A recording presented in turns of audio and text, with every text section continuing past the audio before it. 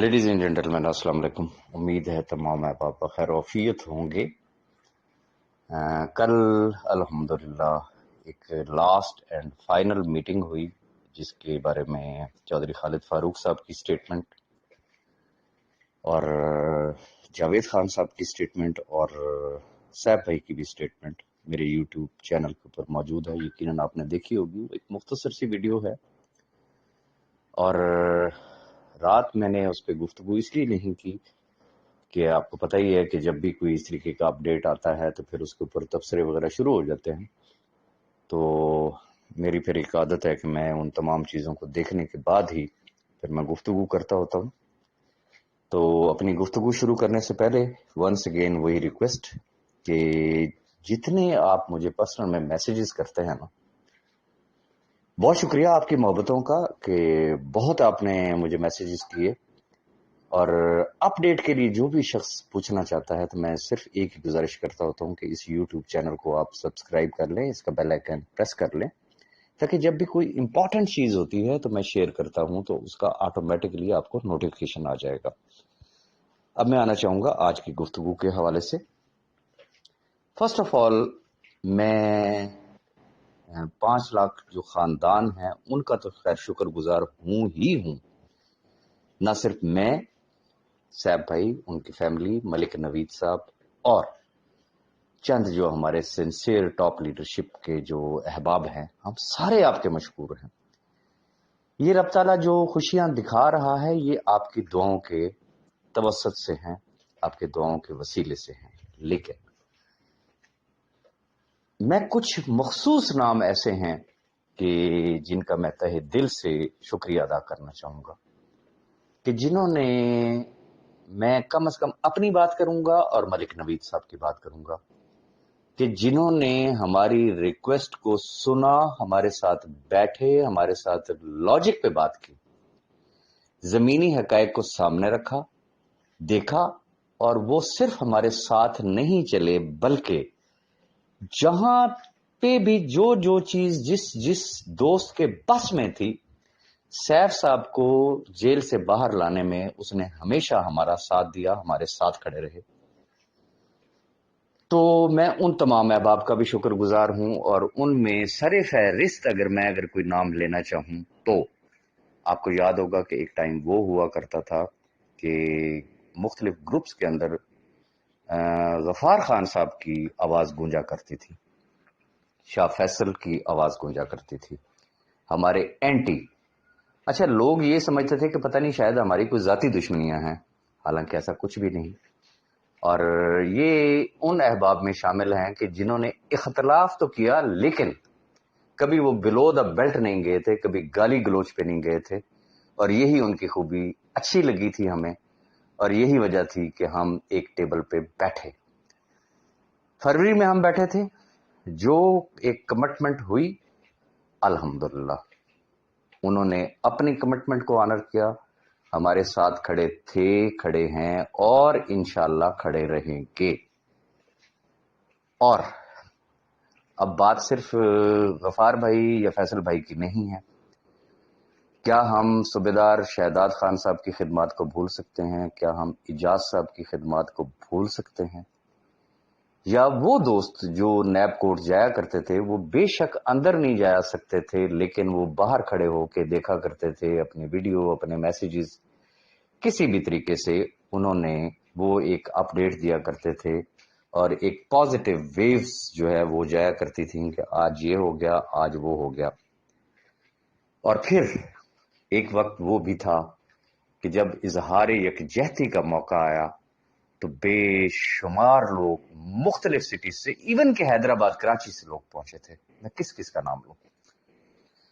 तो जिनके नाम अगर मिस हो गए हों तो मैं उनसे भी माजरत चाहूंगा, लेकिन जो मेन नाम है, जैसा कि मैंने आपको बताया, गफार भाई हो गए, शाह फैसल हो गए, सुबदार साहब हो गए, इजाज साहब हो गए, हमारे मुफ्ती साहब हैं, और इसी तरीके से और बेशुमार अहबाब हैं। फिर आपको याद होगा कि सैफ साहब के बाहर आने के बाद हमने एक ऑफर की थी कमेटी के हवाले से कि 5 रुकनी कमेटी बनाए। वो एक 5 रुकनी कमेटी बनी थी جس میں سید قمر شاہ صاحب شامل تھے، جاوید خان صاحب شامل تھے، میڈم اسما تھی، شاہ فیصل تھے، اور ایک اور نام تھا مجھے اب یاد نہیں آ رہا وہ اینی ہاؤ، لیکن اس میٹنگ میں شاہ فیصل کے علاوہ باقی احباب تھے۔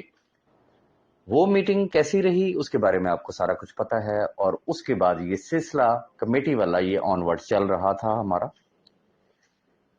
ابھی کل جو میٹنگ ہوئی اس میں انفیکٹ جو بلایا گیا تھا وہ 3 احباب کو بلایا گیا تھا، سید قمر زیدی صاحب کو، جاوید خان صاحب کو، اور خالد فاروق صاحب کو۔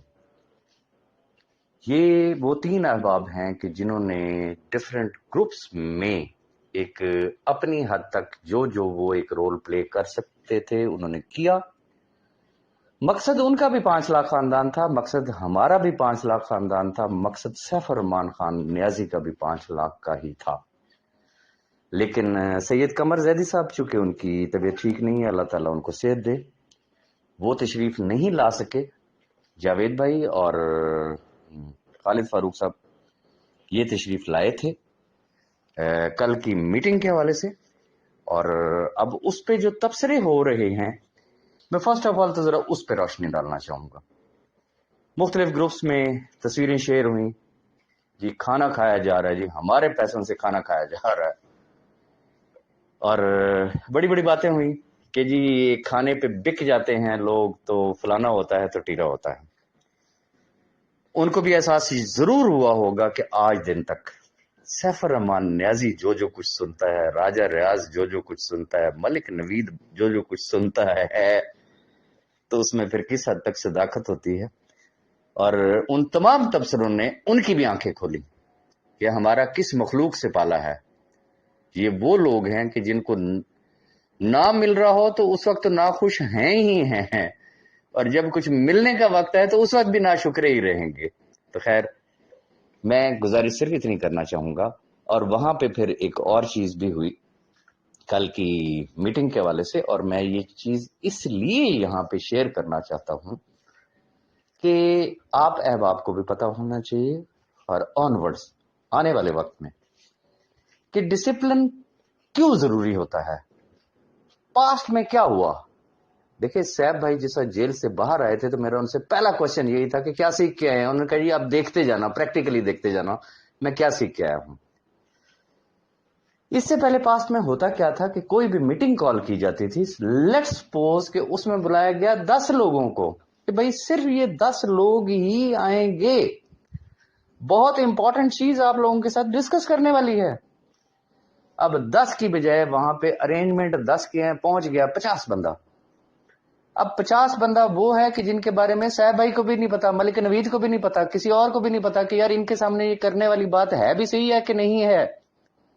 لہٰذا وہ میٹنگ کے اغراض و مقاصد ہی ختم ہو جاتے تھے، ایون کہ وہ پورا کا پورا ایجنڈا ہی وائنڈ اپ کر کے کوئی نئی چیز ڈسکس کر کے تو بس ان کے سامنے ان کو گھروں کو بھیج دیا جاتا تھا۔ لیکن اب ایسا نہیں ہوتا۔ طے یہ ہوا تھا کہ یہ 3 دوست تشریف لائیں گے، ان کے علاوہ کوئی اور شخص اس میٹنگ میں موجود نہیں ہوگا۔ خالد بھائی کے ساتھ کچھ دوست تشریف لائے تھے خانے وال سے، جاوید بھائی کے ساتھ بھی تشریف لائے تھے بنو سے، پھر کچھ لاہور کے ساتھی ان کے ساتھ شامل ہوئے، اور جو بات ہو رہی ہے تھوڑا سا گرما گرمی والی کہ میٹنگ میں گرما گرمی بھی ہوئی، تو اس کا اصل بیک گراؤنڈ یہ تھا کہ جو احباب ساتھ آئے تھے، جو ہم نے ایک بات کی تھی، ہم نے ایک ہی بات کی کہ میٹنگ اگر ہوگی تو وہ صرف ان 3 لوگوں کے ساتھ ہوگی، اس میٹنگ میں کوئی اور چوتھا شخص شامل نہیں ہوگا۔ یہ ان کی مہربانی کہ انہوں نے اس چیز پہ کمپرومائز کیا، انہوں نے کہا جی ٹھیک ہے وہ لوگ نہیں ہوں گے۔ لیکن جب جاوید بھائی میٹنگ میں بیٹھے ہوئے تھے تو ان کو بار بار کال آ رہی تھی اور احباب ان کے ساتھ ناراض ہو رہے تھے، تو مجھے محسوس ہو گیا تھا کہ جاوید بھائی جو ہیں وہ اس وقت جو ہیٹ اپ ہو رہے ہیں اس کی بیسک بیک گراؤنڈ یہ ہے کہ ظاہر سی بات ہے کہ ایک شخص کو فیل ہوتا ہے کہ یار دوست میرے ساتھ بڑی دور سے آئے ہیں، میں میٹنگ کے اندر بیٹھا ہوں، وہ میٹنگ کے اندر شامل نہیں ہیں، تو وہ obviously کہ اس وقت وہ ہیٹ اپ ہوئے، اور ایون کہ ایک سٹیج ایسی بھی آئی کہ انہوں نے واک آؤٹ کیا، تلخی بھی ہوئی۔ لیکن پھر ہوا یہ کہ جیسے ہی نماز کا وقت ہوا انہوں نے وضو کیا, نماز پڑھی. انہوں نے نماز پڑھی اور میں نے رب کے حضور دعا کی کہ اے اللہ, یہ 5 لاکھ خاندانوں کے لیے ہم اکٹھے ہوئے ہیں, تو آج کسی ہمیں بہتر فیصلے پہ پہنچنے کی توفیق بخش. اور اللہ تعالیٰ نے میری وہ دعا قبول کی. اور جیسے ہی نماز کے بعد ہم دوبارہ بیٹھے, اس وقت لاجک پہ بات ہوئی, گراؤنڈ ریئلٹیز پہ بات ہوئی کہ دیز آر دا فیکٹس. میں یہاں پہ ایک چیز اور بھی واضح کر دوں, خالد بھائی اور جاوید بھائی یہ بڑے ہوم ورک کے ساتھ آئے تھے. ایک طویل فہرست تھی ان کی, طویل فہرست سوالات کی. یہ کیسے ہے, یہ کیسے ہے, یہ کیسے ہے, یہ کیسے ہے. تمام سوالات ڈسکس ہوئے, بڑی سیر حاصل, پھر اس کے اوپر بحث ہوئی لاجیکلی. جہاں پہ آ کے جاوید بھائی کی سوئی پھنسی وہ تھی آپشن اے والا, اور ان کی ڈیمانڈ یہ تھی کہ اگر آپشن بی میں وہ جو نیو گروپ ہے, وہ جو نیو کمپنی ہے, وہ اگر آپشن بی والوں کو پروفٹس دے سکتی ہے تو آپشن اے والوں کو ان کے لم سم اماؤنٹ فوری طور پہ کیوں نہیں دے دیتی, ان کو بھی دے دیا جائے. اختلاف یہاں پہ آ کے ہوا. پھر ان کو بتایا, ان کو سمجھایا کہ بھائی یہ کوئی اللہ واسطے کچھ نہیں ہو رہا, اٹس اے بزنس ڈیل, اور بزنس ڈیل میں کچھ گیو اینڈ ٹیک ہوتے ہیں, اور فرق صرف یہ ہے کہ جو لوگ آپشن بی میں جائیں گے ان کو ہر مہینے پروفٹس ملنے ہیں. آپشن اے والوں نے لم سم پیسے ایٹ ونس لے لینے ہیں, اور انہوں نے فردر پتہ نہیں ان کے ساتھ کام بھی کرنا ہے یا نہیں کرنا ہے. One thing. نمبر 2, اب ایم او یو سائن ہو چکا, ایگریمنٹ ہو چکا, سارا کچھ ہو چکا. اب اگر ہم انہیں یہ کہیں کہ بھائی جی آپ نے ہمیں اپنا ہاتھ پکڑایا تھا تو یار یہ ایکسیپٹیبل نہیں ہے, آپ اپنا پورا بازو ہی ہمیں پکڑا دیں, تو یہ بھی پاسبل ہے کہ اگلے کہیں کہ جی السلام علیکم. تو یہ بات ان کو سمجھ میں آئی. پھر انہوں نے کہا جی اچھا جی ایز گارنٹی آپ ہمیں اسٹیمپ پیپر لکھ کے دے دیں یا چیک لکھ کے دے دیں. اس پہ بات ہوئی.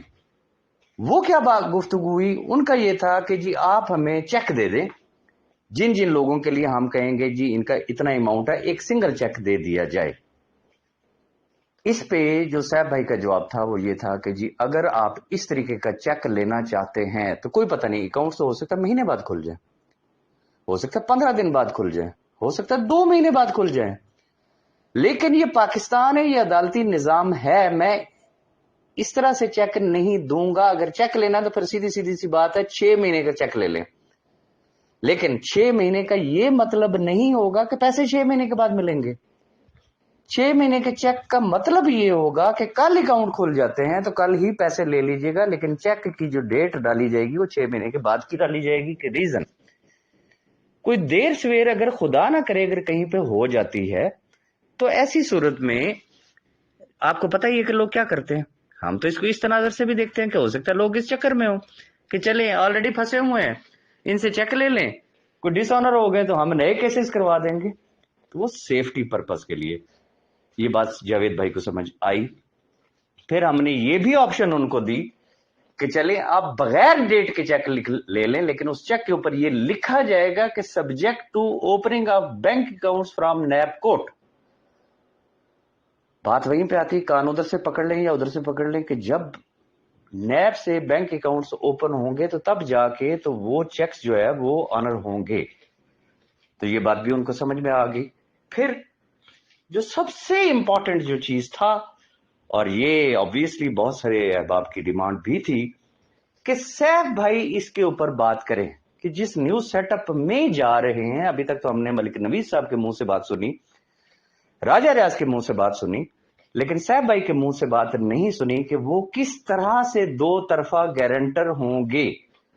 یہ ایک مین کوشچن تھا جو کہ خالد جاوید چودھری صاحب نے اٹھایا. انہوں نے کہا جی چاہے وہ آپشن اے ہے یا آپشن بی ہے, بتائیں یہ جو 36 مہینوں کی بات ہو رہی ہے کیا واقعی یہ 36 مہینے ملیں گے؟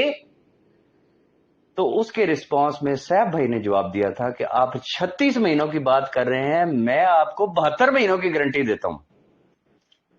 کس طرح سے؟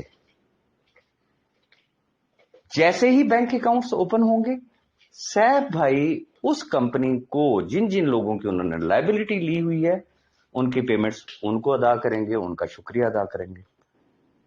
یہ ایک گارنٹی ہے. دوسری گارنٹی کیا ہے؟ بی فار یو فیملی, جب تک ان کے یہ تمام میٹرز کلیئر نہیں ہوتے, خدا نہ کرے وہ کوئی کمپنی اونچ نیچ کرتی ہے, پھر بھی سیف بھائی ہی اس لائبلٹی کے ذمہ دار ہوں گے. اب بیچ میں بہت سارے جو 1.5 سیانے ہیں نا, وہ کہتے ہیں کہ جی سیف بھائی کے تو نیب میں کیسز چل رہے ہیں, وہ کس طریقے سے گارنٹی کر سکتے ہیں. دنیا کا کون سا ایسا قانون ہے کہ فرض کیا آپ مقروض ہیں, آپ کی جگہ ایک تیسرا بندہ کہتا ہے اوکے یار جب تک اس کے بینک اکاؤنٹس نہیں اوپن ہوتے میں آپ کو دیتا ہوں, تو کہاں پہ قانون کی خلاف ورزی ہو رہی ہے؟ پیسہ پاکستان میں ہی آنا ہے, پاکستانیوں کے پاس ہی آنا ہے.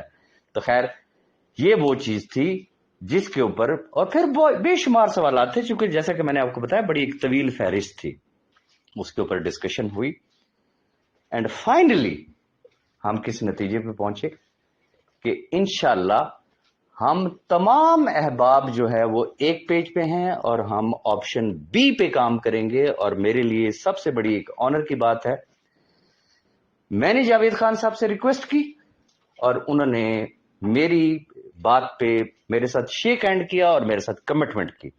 انہوں نے زبان کی, انہوں نے ورڈز دیے کہ انشاءاللہ آپشن بی میں وہ انشاءاللہ ہمارے ساتھ ہوں گے. لیکن ساتھ وہی موقف ہے ہمارا کہ جس نے آپشن اے میں جانا ہے وہ آپشن اے میں جائے, جس نے آپشن بی میں جانا ہے وہ آپشن بی میں جائے. کوئی کسی کے اوپر پابندی والی بات نہیں ہے. آپشن اے والوں کو اس وقت ادائیگیاں ہوں گی جس وقت بینک اکاؤنٹس اوپن ہوں گے. آپشن بی والے انشاءاللہ 30 تاریخ سے معاملات آپ کے سامنے آنا شروع ہو جائیں گے, اور انشاءاللہ جیسے جیسے احباب ادھر شفٹ ہوتے جائیں گے ان کے پروفٹس شروع ہو جائیں گے, اور ہر مہینے ان کو ان کے پروفٹس ملنا شروع ہو جائیں گے, لوگوں کے گھروں کے چولہے جلنا شروع ہو جائیں گے. اور میں یقین سے کہہ سکتا ہوں کہ جب یہ دعاؤں کی ریشو انکریز ہوگی تو پھر پتہ نہیں رب تعالیٰ کیا کہاں سے کہاں ان 5 لاکھ خاندانوں کو پہنچائے گا, سیف الرحمان خان نیازی صاحب کو پہنچائے گا. میں آج صرف ان تمام احباب جن کا میں نے نام لیا, جن کا میں نے ذکر کیا, میں ان سب کا بے حد مشکور ہوں. نہ صرف میں بلکہ ملک نوید صاحب, اور انشاءاللہ جو آپ کے ساتھ ایک وعدہ تھا, وعدہ ہے اور وعدہ رہے گا. انشاءاللہ کبھی آپ کو شرمندہ نہیں ہونے دیں گے, انشاءاللہ کبھی آپ کو لیٹ ڈاؤن نہیں ہونے دیں گے. جھوٹ ذرا تیزی سے دوڑتا ہے لیکن منزل پہ ہمیشہ سچ ہی پہنچا کرتا ہے. تو ہماری نیت نیک تھی اس لیے منزل آسان ہوئی. اب منزل ہمارے سامنے ہے, اور شکر خدا کا یہ ہے کہ تمام احباب جن کا میں نے ذکر کیا ہم سارے کے سارے اب ایک پیج پہ ہیں. جب ایک پیج پہ آ گئے تو وہ تو ایک کہاوت مشہور ہے نا کہ جہاں لڑائی جھگڑا ہو اس گھر کے تو جسے کہتے ہیں نا کنویں بھی خشک ہو جایا کرتے ہیں. تو اب وہ چیز نہیں رہی, سارے کے سارے ایک پیج پہ ہیں. اتحاد اتفاق میں ہمیشہ برکت ہوتی ہے. انشاءاللہ اب صرف خیر اور برکت ہوگی. ہر آنے والا دن جو ہے انشاءاللہ ہمیں اچھی سے اچھی خوشخبری سنائے گا. خوشیاں ہوں گی, خوشحالیاں ہوں گی, اور آپ کی دعائیں ہوں گی. اپنی دعاؤں میں یاد رکھیے گا. مزید انشاءاللہ بہت جلد آپ کو ایک بمپر نیوز بھی انشاءاللہ دینی ہے, لیکن اس پہ ذرا تھوڑا سا کام کمپلیٹ ہو جائے تو پھر انشاءاللہ میں اس کو شیئر کروں گا. دعاؤں میں یاد رکھیے گا. Thank you very much.